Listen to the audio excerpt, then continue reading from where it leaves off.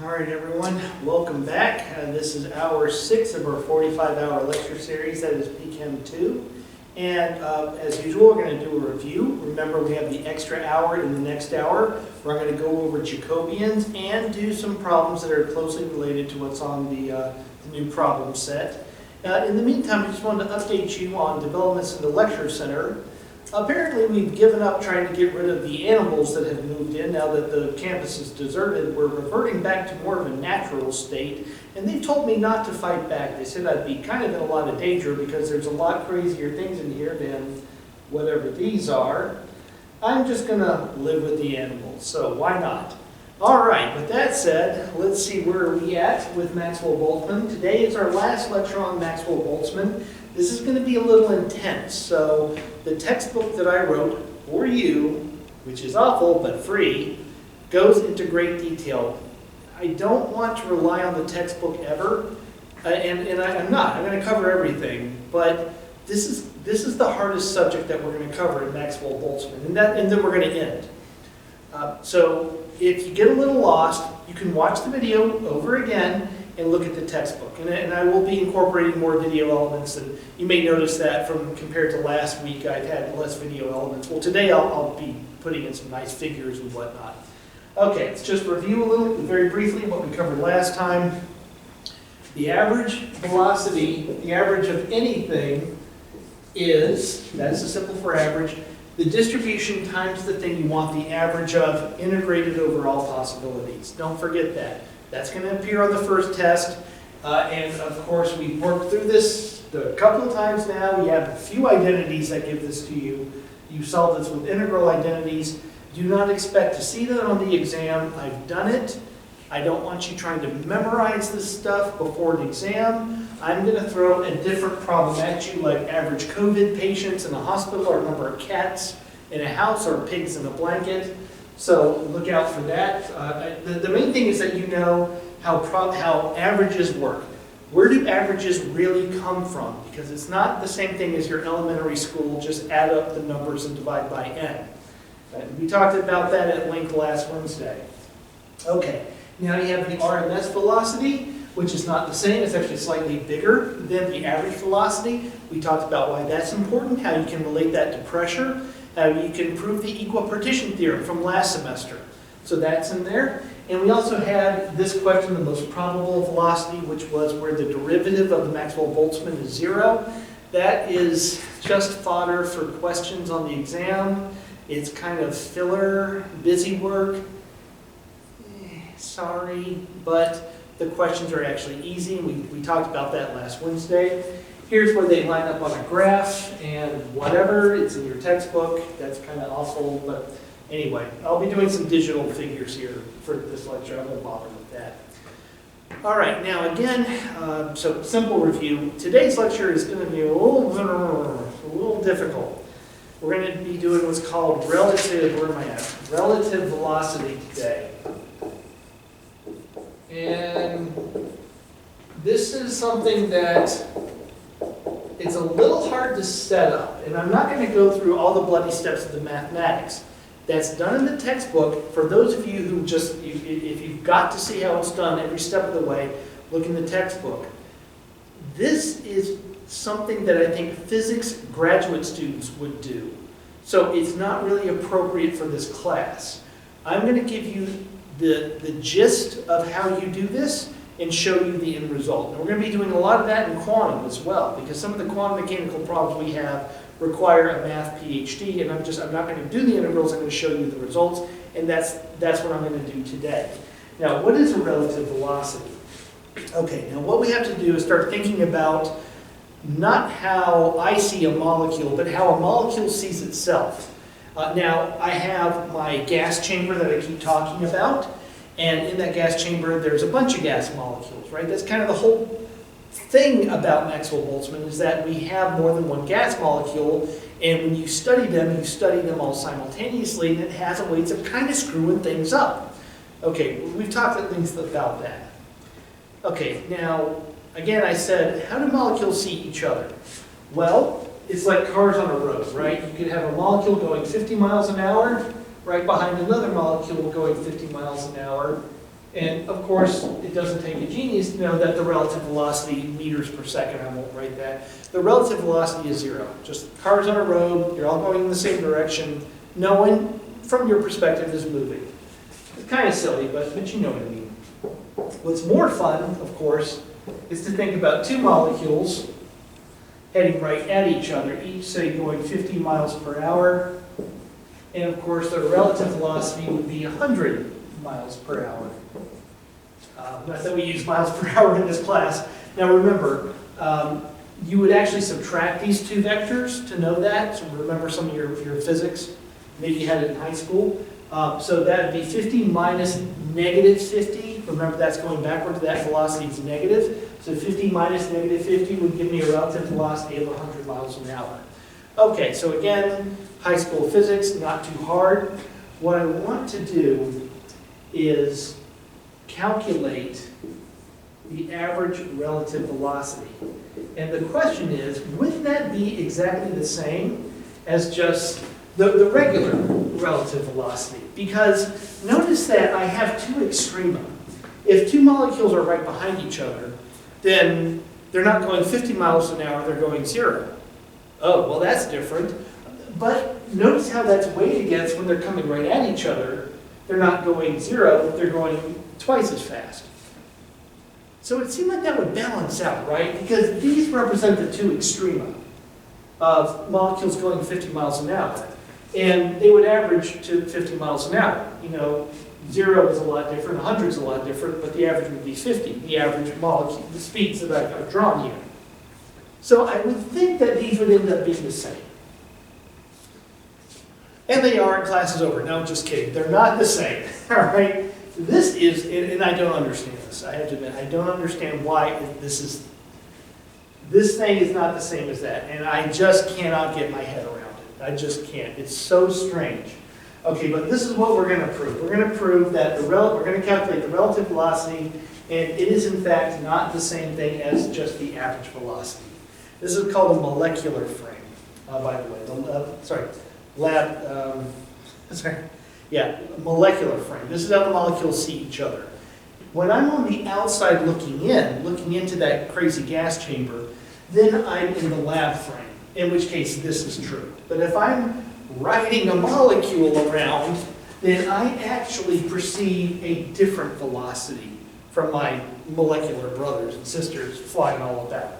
Okay, now again, this calculation, to even set it up, probably requires a physics PhD. So I'm just going to give you the gist of it. It is fully worked out in the textbook if you want to see that. It's not on the exam, that's why I'm saying this, but what do? Okay, first you have to have two molecules. Sorry, is this? Yeah, I'm doing this right. Sorry. There's two boards here, I've got to be using the right one. Anyway, two molecules. So we have to have two molecules are relative what, right? So that, I think I made that obvious. All right, if I have two molecules, then I have to have two Maxwell-Boltzmann distributions. There is a Maxwell-Boltzmann distribution for each molecule. Again, I'm just setting this up. And this probably, I know this doesn't make sense right now, but it will.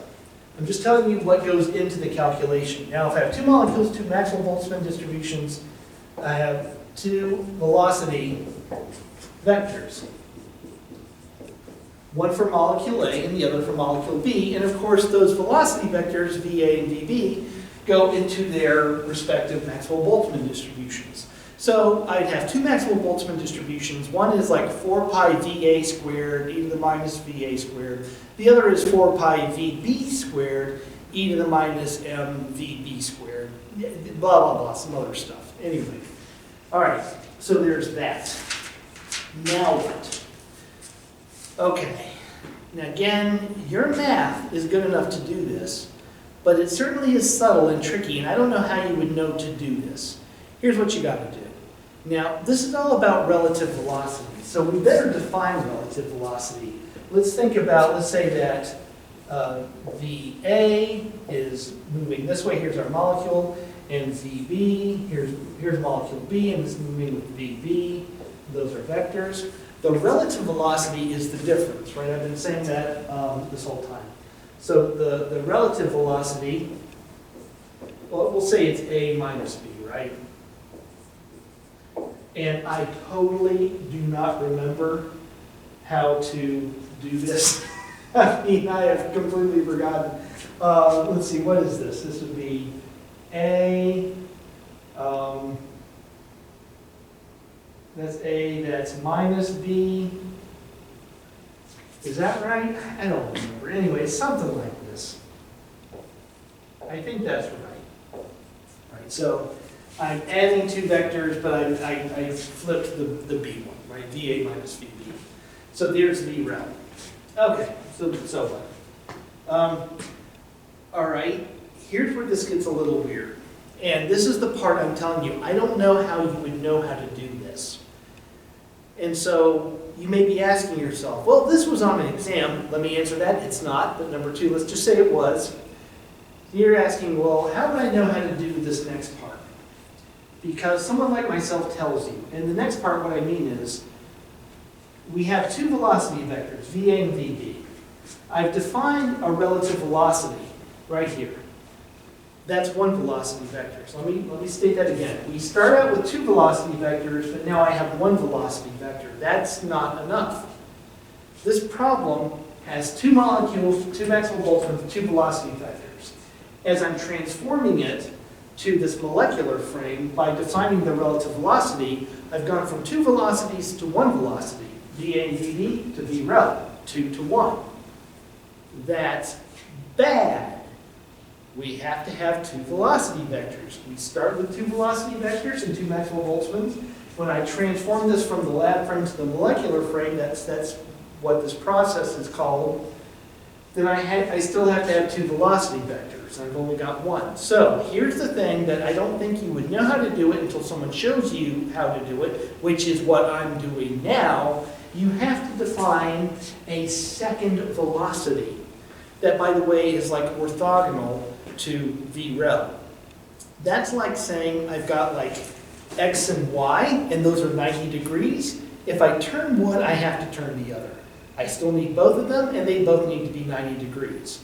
All right, so what I need is a new velocity, or another velocity, that is 90 degrees to V rel. And that is called G.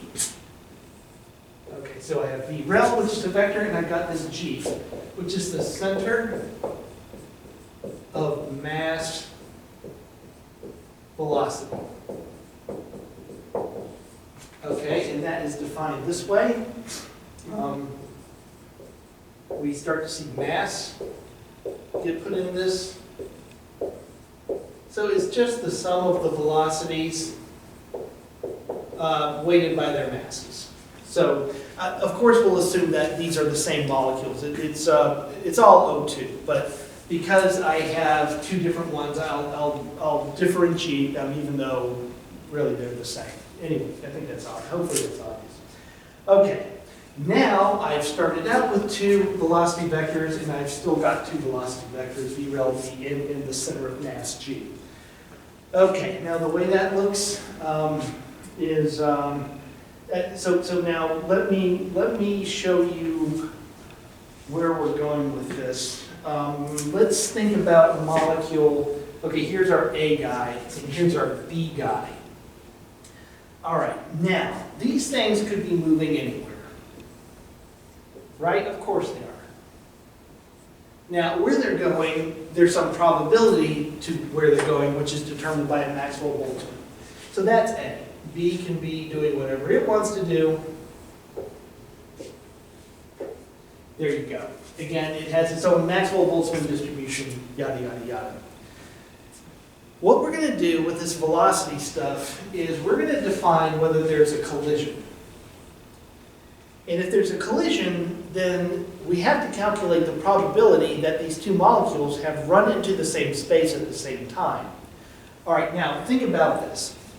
I've given you some possibilities for which direction A goes in. Let's say that this guy, that the odds that it ended up here were 10%. Right, of all the directions A could have gone, 10% that it ended up here. Now, likewise, let's say that there's 10% probability that B went to the same spot. Of all the ways it could have gone, up, down, left, right, 10% that it also went to the same spot, in which case there's a collision.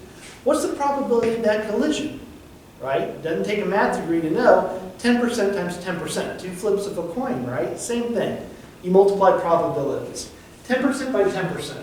So there's really just a 1% chance that these two molecules will collide. All right, so what? Notice the logic we use to get to this outcome. The probability distribution of one thing times the other thing. So to analyze this relative velocity, the way you're going to do it is you're going to take the two Maxwell-Boltzmann distributions and multiply them. And that is your mathematical starting point. So let's stop for a second and think of the big picture. We're trying to calculate a relative velocity. The next thing to do was, that's not hard, this basic physics, where it gets a little bit more complicated, and again, not something you've seen before. You should not be frustrated. You are seeing this for the first time. When you go from two velocities, you still have to land with two velocities. You've got this relative velocity, so therefore you have to have this 90 degrees to that, this center of mass velocity. So you still have two velocities. What are they going into? They're going to go into the two Maxwell-Boltzmann distributions multiplied for VA and VB. Now, problem with that is that these Maxwell-Boltzmann distributions, okay, so therefore you're going to study Maxwell-Boltzmann with velocity A times the Maxwell-Boltzmann, I know I'm in the way, of velocity B. Okay, but what I need to do is have V rel in G. Well, it turns out, and again, I'll leave this for the textbook, VA, the velocity, can be expressed as a function of V rel in G. Likewise, VB is another function of V rel in G. So, what you do is whenever you see VA in its Maxwell-Boltzmann distribution, you're going to insert this function of V rel in G. And for this part, wherever you see as VB, 4 pi V squared e to the minus mv B squared, you're going to plug in its function of V rel in G. Again, look at the textbook if you really want to know the bloody mathematical this and that of how that works. It's not really that complicated. So what you end up doing is turning the two Maxwell-Boltzmann distributions turn into a Maxwell-Boltzmann distribution of V rel times a Maxwell-Boltzmann distribution of G. So again, let me state that one more time. You start out with two Maxwell-Boltzmann distributions multiplied for the reasons I explained here. You inserted for VA, V rel and G, again, it's not terribly complicated. It's like one minus the other, but anyway. And what you end up with are two Maxwell-Boltzmann distributions, but now they're of different things. They're not VA and VB, they're the two different velocities, V rel and G. And now I hope you see why you had to have two, you start with two velocities and you have to end with two velocities. Because you still have to have two Maxwell-Boltzmann distributions multiplied. Started with VA and VB, which are exactly what we learned before, and you end up with V rel, new Maxwell-Boltzmann distributions of V rel and the center of mass velocity. And if you want to see those, they're in the textbook. All right, what do you do next? Give me a second to wipe out the board, and we'll continue with the derivation of what you do with this. Give me one moment. Okay, so we're back. All right, now, what do you do with these things? So we've got our Maxwell-Boltzmann distribution of V rel, and we got our Maxwell-Boltzmann distribution of VG, of just the G, the center of mass. Okay, what did we do with any Maxwell-Boltzmann distribution? You integrate it, right? So let's integrate the things. We're going to have a 4 pi V rel squared. We're going to have a 4 pi G squared.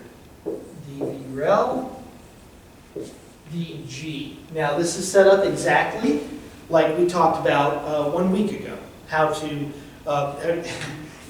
you have to start these out in 3 dimensions, you have to do Jacobian and all that stuff. Again, I'm not going to go through all the bloody details. They are in the book if you want to see them, but the end result is exactly the same. Jacobian, dg, dv rel. All right, it's not even really worth looking up because it's very straightforward. Okay, now here's the trick. What you're going to do is you're going to integrate out, let me write that down. You're going to integrate g, but you're going to leave v rel alone. Leave it alone. Okay, so what that looks like is you're going to have, I'll write g first. And this is worked out in the textbook. And then here's this guy, the Maxwell-Boltzmann distribution of v rel, which we're leaving alone.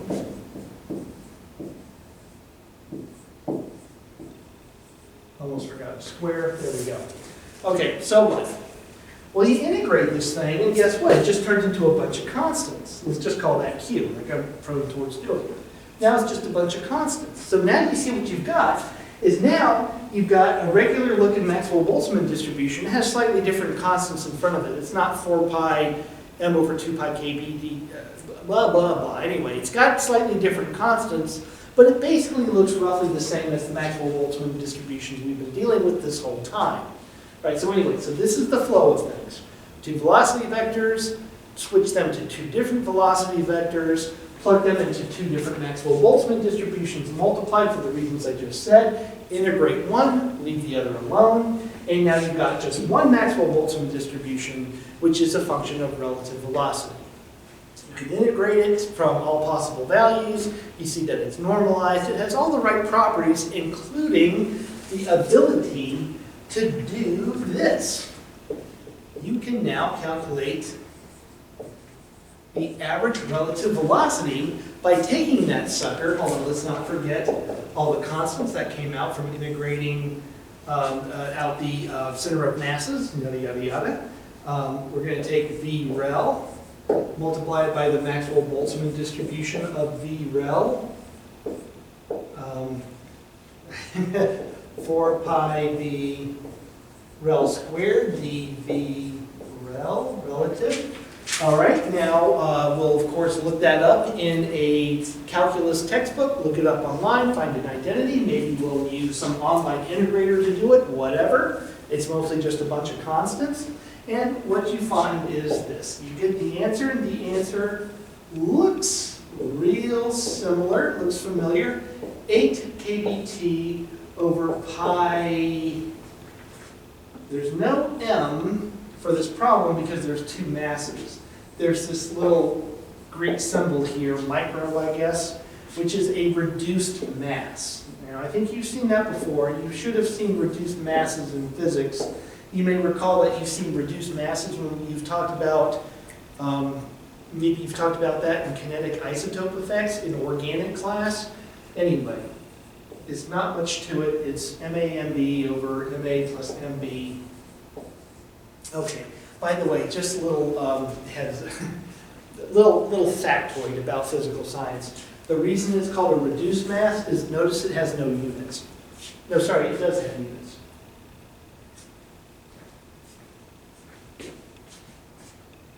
Sorry, camera error again, lots of those today. So that's the reduced mass. And now let me point out that if these are the same molecule, A and B are the same molecule, which of course they would be, I'm not going to have that magic gas chamber full of molecules where each molecule is different. What? I don't think that's possible. There's not that many molecules that are gases. So, obviously, I've got the thing full of argon, right? I keep talking about argon. It's full of argon. Okay, in that case, these masses are MA and MB are the same. So what would that be? So this would be MA squared over 2MA. So this would be M, I'll just call it M. So let me just stipulate, so that you don't get confused when you read your notes later. If Ma is Mb, because I'm talking about a homogeneous gas, which of course I am, then the reduced mass is m over 2. Is that right? I think so. Let me just, I mean, it's kind of obvious, but yeah. So it's half as much as again, let's say that the gas chamber is full of argon. The reduced mass is half the real mass. Now, what that would mean is that the relative velocity, instead of being divided by 8 kV divided by the mass of argon, is being divided by half the mass of argon for the relative velocity. That means that the relative velocity is greater than the actual average velocity. So I'm not using the board too well, but so this means that the rel, which is this, is, okay, this is upward greater, greater than, I know, I've run out of symbols, right? Then the average velocity, which of course is square root of 8 kVt over pi m. However, the reduced mass is less than m, so therefore the relative velocity is greater. Okay, so this is bonko, donko, nutso. What we have seen, so let's make a physical interpretation, because if we can't do that, this is pointless. If I straddle up an argon and I'm riding around, this is what I do when I'm by myself at home. When I'm riding an argon around, and I have a stopwatch and I start timing the other molecules that I'm surrounded by and calculating their speed as I see them go past me, and I tabulate it while I calculate an average. On average, the other molecules are moving faster than if I was on the outside looking in, and that's just really strange, isn't it? I can't get over that. So if I'm writing a molecule, the other molecules move faster than if I'm looking at the same molecules but outside the little chamber. And that is a stone cold fact. You just derived it, but I just don't understand it. I mean, it's so strange to me. I mean, I can derive things, I just did it, and I see the result, but I can tell you I just don't understand it. But it is true, though. Relative velocity is greater than the average velocity. Remember that, again, the correct words is that this is the lab frame versus the molecular frame. And they're not the same, right? Now, okay, so that I think is cool in its own right, but just like when we were doing Maxwell-Boltzmann, now there's other stuff you can do with it. There's other derivations that need relative velocity, and this is not useful. Kind of like when we were talking about pressure. Average velocity was not useful for pressure. The average velocity squared was useful for calculating pressure. So we have that situation here. So this is cool in its own right, but there's more we can do with it. Now, what can we do with it? All right, so what we're going to do is going to calculate something called a collision frequency. And here I'm going to have to wipe out the board, and I'm going to be doing a lot of digital effects here shortly, but I still need some room to write, so give me one moment. All right, I'm back, so the board is clean. Okay, so a collision frequency, which is usually called the letter Z, by the way, for whatever reason. Okay, so collision frequency is exactly what it sounds like. How often do gas molecules run into each other? Now, obviously, you can see why we want to know the molecular frame, because these are the molecules interacting with each other. Therefore, their own perception of their velocity is more important than yours. All right, now this is also just another example of what can you do with Maxwell-Boltzmann distributions, just kind of for the heck of it. But, it's the human condition to try to figure out everything we can figure out just because we can. Okay.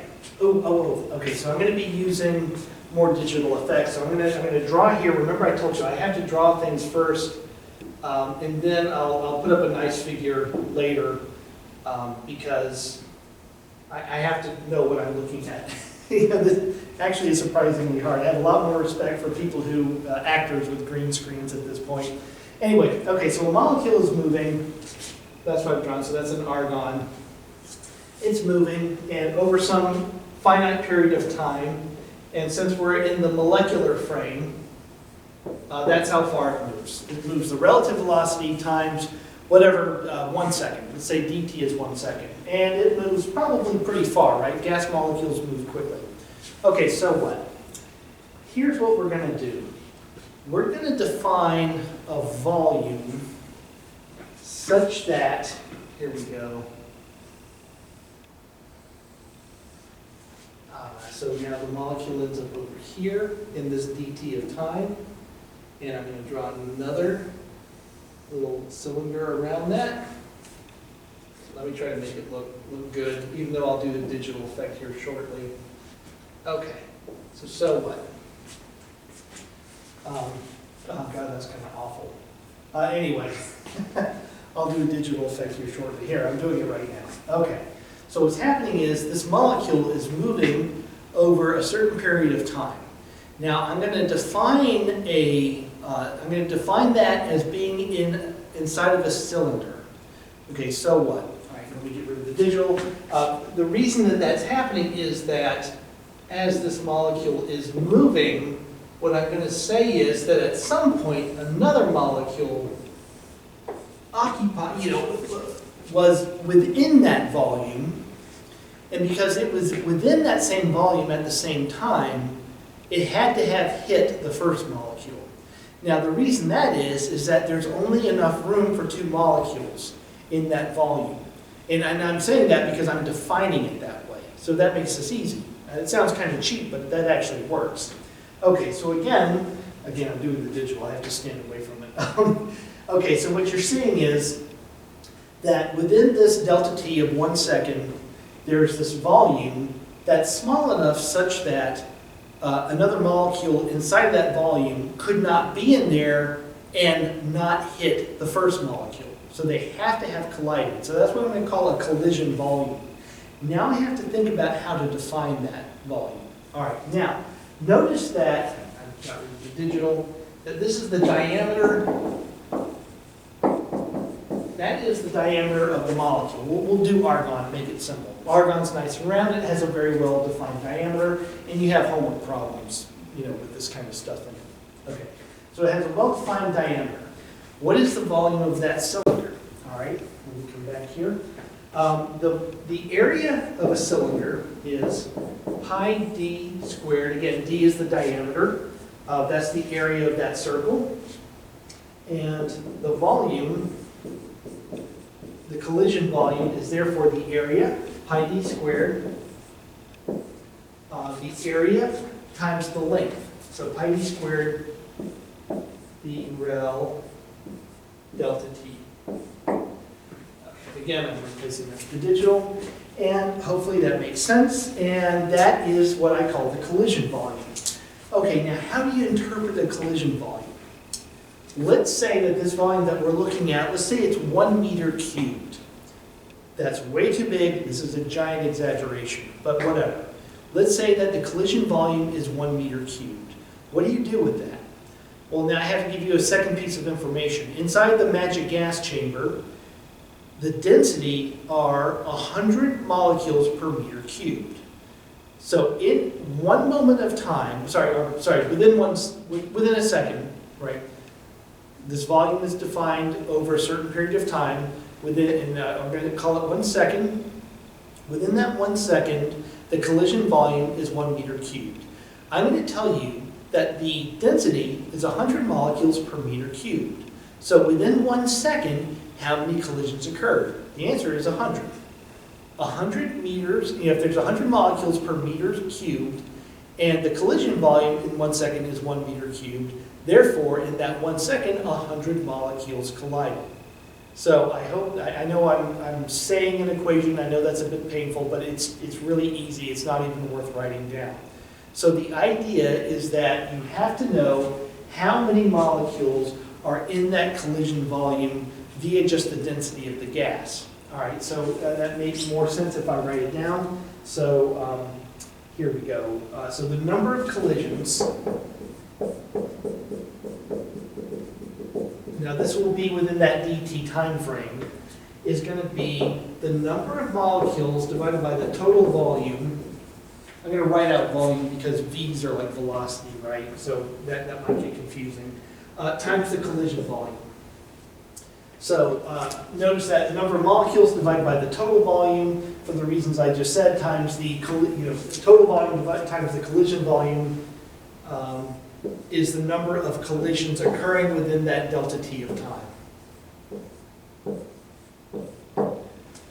Okay.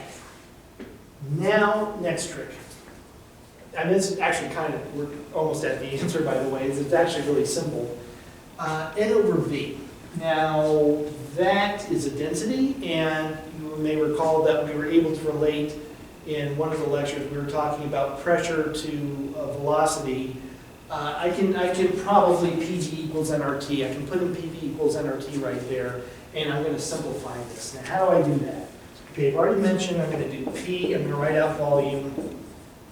Otherwise, I'm going to get confused. Pressure times volume is equal to nRT. I'm going to go ahead and divide RT here on the left.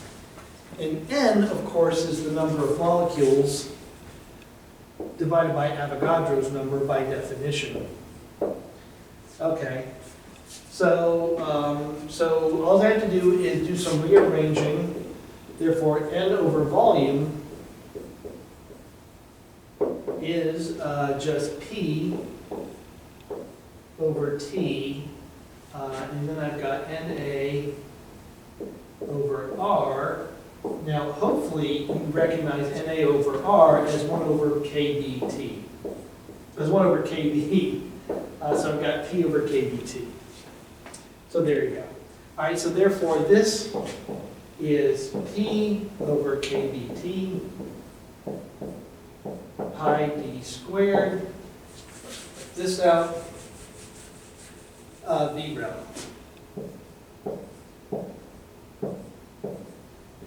And again, these are the number of collisions that occur in over a period of dt. All right, so this is the number of collisions. Now let's think about what are we trying to get here? We're trying to get a collision frequency, which is the number of collisions per unit time. That's what a frequency is, per unit time. Well, how much time do we need? How about delta t? Right? See, this is so cheap. What this ends up being is P over KBT pi d squared V rho. And the dt is now gone. So now you've got everything that's very easily defined from knowing about argon, right? Temperature, how big argon is, you need to know that, and now you've got everything. So once again, you see us being able to take simple parameters. How big is that molecule and how much does it weigh? How big is that molecule and how much does it weigh? Those are kind of simple things. I'm sure I know what those are. I can look them up, I can Google them. And from that information, I can tell you how often those damn things are running into each other. I shouldn't have said that. Anyway, cool, right? I mean, that's could you imagine that that's something you could do? Here's how big this is, and here's how hot it is. Now, how often is it hitting itself? You'll think, like, well, I understand how big it is, I understand temperature, but how would you ever know how often they're running into each other? Well, we just did it, it's right here. So again, just another remarkable thing that you can do with this Maxwell-Boltzmann stuff. Whoops, sorry, I had another camera problem. I know you're sick of hearing that. Now, what else can we do with collision frequency? There's this other little parameter you can calculate. I don't really want to spend much time on it because there's one more subject I wanted to spend our last 10 minutes on. This is developed more in the textbook, so you can read about it there. It's very simple. It's called the mean free path. And it gets its own symbol. I almost wrote the word symbol. Path, and the symbol is lambda, and it's very simple, so there's really not much reason to spend a lot of time on this. It's the average velocity, and that is in the lab frame, so the 8 kt over pi m thing, square root of, over the collision frequency. Now, if you think about what does that mean? Velocity is meters per second, and collision frequency is collisions per second. So what you end up with is meters per collision, right? So that's how far something will go, but a gas molecule, before it runs into something else. Okay, so this is just a bunch of algebra. So what you can, I mean, it's so trivial, I don't want to spend any time on it. Besides, the next thing I have to cover is a little bit more complicated. So I want to spend our last 2 minutes on that. Regardless, here you go. Things move a little bit further if they're hotter. If the pressure is higher, then you can't go as far before you run into something. So that makes perfect sense. And I think I have a homework question based on this. But it's just a matter of really just plug and chug and knowing your units. Last bit, I just want to point out that, let's see, I think this is for N2 gas at room temperature. I just want to give you some idea of what these numbers are like.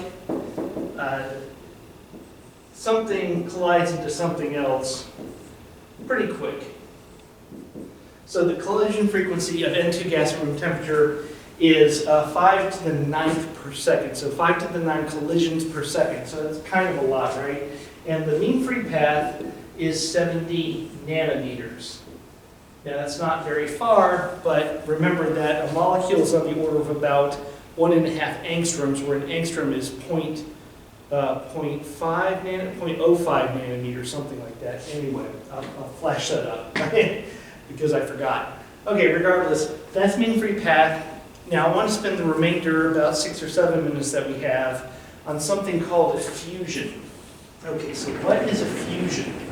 A fusion is part of PChem lab, so that's why I need to cover it. And so that's probably good enough reason in its own right. And a fusion it's how often something hits a wall. And one of your labs is based on that. Now before I go further, let me draw gas in a box and think about how those gas molecules hit the side of the container. We'll make the container a box because that's a lot easier to figure out. And we're going to determine something called a flux. You've probably heard that word before. Okay, before I go into more detail, let's look at a box. And it has a wall. And we're going to figure out how often the gas molecules hit that wall, and that wall has an area of A. I'm trying to get the perspective right. Okay, there we go. Do a little background there. Okay, and so we're going to think about a molecule that's going to hit that wall. And what that looks like is something like this. So here's maybe that's argon, and it's going to hit and then ricochet off. What we want to do is calculate a flux. A flux will be, that will be the number of collisions per unit time, per unit area. So this is where it gets a little different. Notice that this value can be translated to any particular system. So if I have a larger area box and I want to know the effusion, I take that flux and I multiply that by that area, and now I know how many collisions are occurring per unit time striking that particular area, right? So this is part of your PChem lab. Now we're going to we're going to create a model that's very similar to what we had done with just collision frequency. And what we do is we define a length that the molecule will travel in a certain period of time, and then we're going to define a volume of molecules in that particular volume. All right, so now let's look at this molecule here. It looks like it's going to travel, sorry, this is in the way. It looks like it's going to travel about this length. Probably I should have given myself a little bit more room. And let's see here, let me define that. There we go. And so this particular kind of weird looking like bread loaf container, if I just cut off the end of it, that volume, and I can measure that volume, all the molecules in that volume are going to hit the wall. So, except that there's a little bit of a catch to this. This is where this gets kind of funky. What is this length? Well, you'd like to think that it is the average velocity, and let's call this the x direction. average velocity in the x direction times the change in time. Hint, that change in time will be divided out, but you've seen that before, the last example. Here's the catch, though. This molecule could be moving left or right, but the way I've drawn it, the area, the volume, this collision volume, the collision volume with the wall, involves the volume that's only to the right of where the molecule is, to the right. That means that the molecule is not allowed to move to the left. Now, the way we solve that, now follow along the symbology here. I add a little plus there. That means that this is the average speed of a molecule if it is moving to the right. Okay, a little bit of a funky stipulation. It's actually really easy to deal with that. So how do we do that? Let me, before I go further, let me specify that the collision volume is, of course, the area of the wall times that length. And all I have to do now is figure out what is the average velocity of a gas molecule so long as it's moving to the right. Now, to do this, we're going to use the XYZ form of the Maxwell-Boltzmann that we did a little bit with at the end of, I think, last lecture. Actually, I forgot. And so let me write that down. And I'm going to speed up the video because it's kind of crazy not to. And I know that I'm a little short on time. So this is the Vx, Vy, Vz form of the Maxwell-Boltzmann distribution.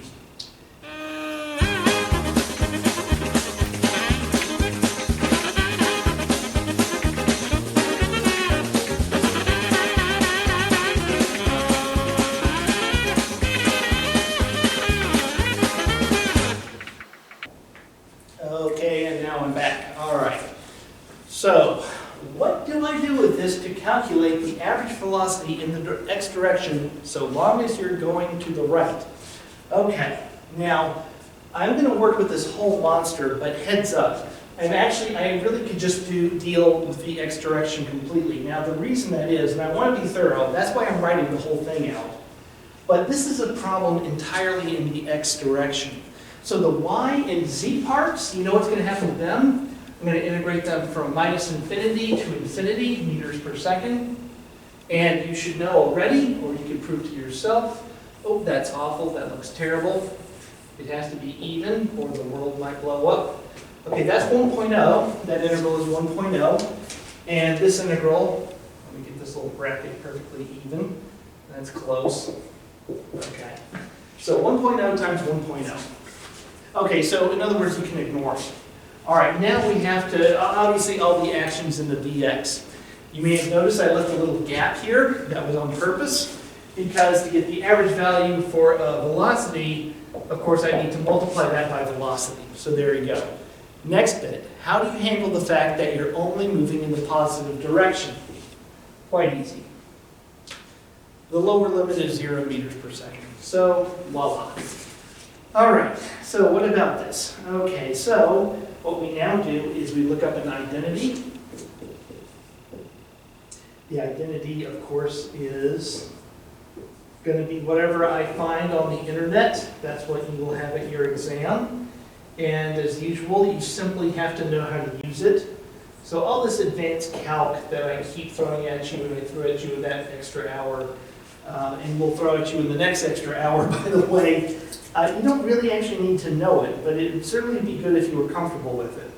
Okay, so given this identity, therefore, I am just going to go ahead and work the answer, because again, those other two integrals for y and z are 1, so you don't even have to worry about them.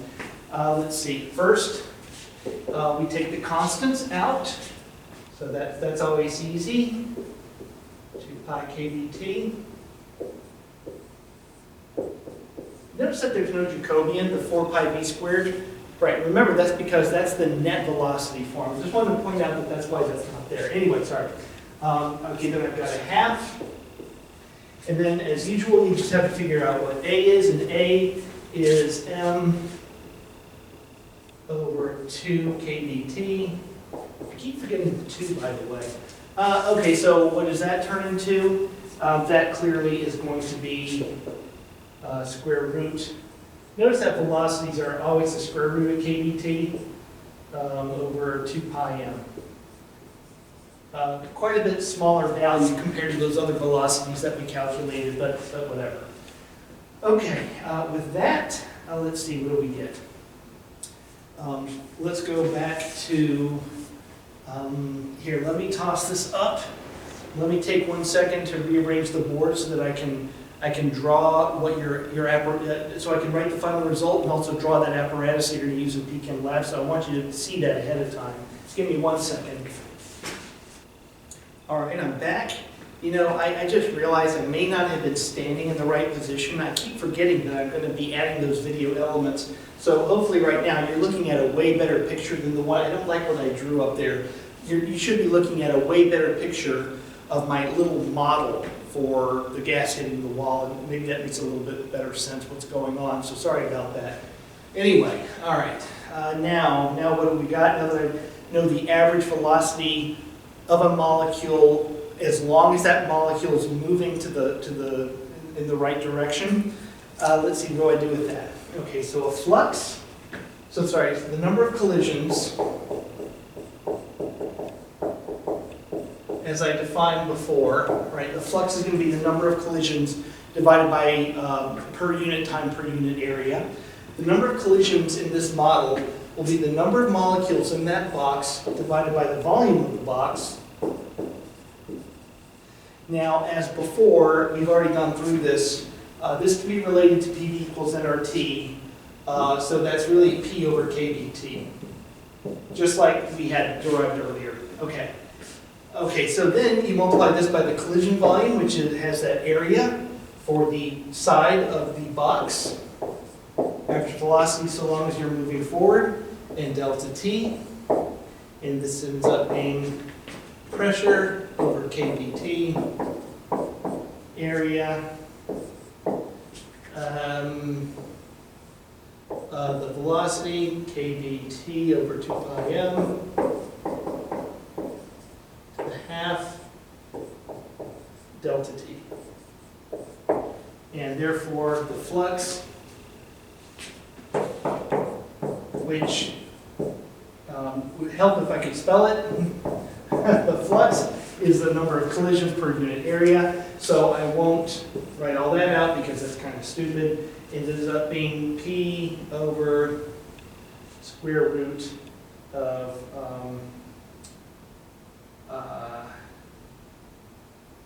yeah, that makes, okay. I was just doing it in my head. I had to make sure. Sometimes I do things in my head and I get it wrong, and then I have to do some digital elements to correct it. You may have noticed some of that before. Okay, so here is the formula for the number of molecules hitting a particular area per unit time. All right, so the reason that that's meaningful is because here's how your PChem lab works. Diffusion is probably the most reliable of all the PChem lab experiments. Obviously, it's like if any of you end up working in the oil industry, a ton of our engineers end up going to work for Honeywell and whatnot. Here's how that lab works. You're going to make a little hockey puck. It literally is about the size of a hockey puck, so I'm exaggerating it here. What you do is you pressurize it with gas. Right, so all kinds of gas molecules, and of course they're just going everywhere. You will be told what some of the gases are when you calibrate the instrument, and then you're going to have an unknown gas. And what's happening is, so this is a hole, right? So when a molecule happens to be heading in the right direction, it'll go out the hole. Now, as a result, what you're going to be doing is you're monitoring the pressure. What you do is you have this instrument, it's sealed up, but then you open up the hole, and over time, you see the pressure drop. And that can be related to the flux.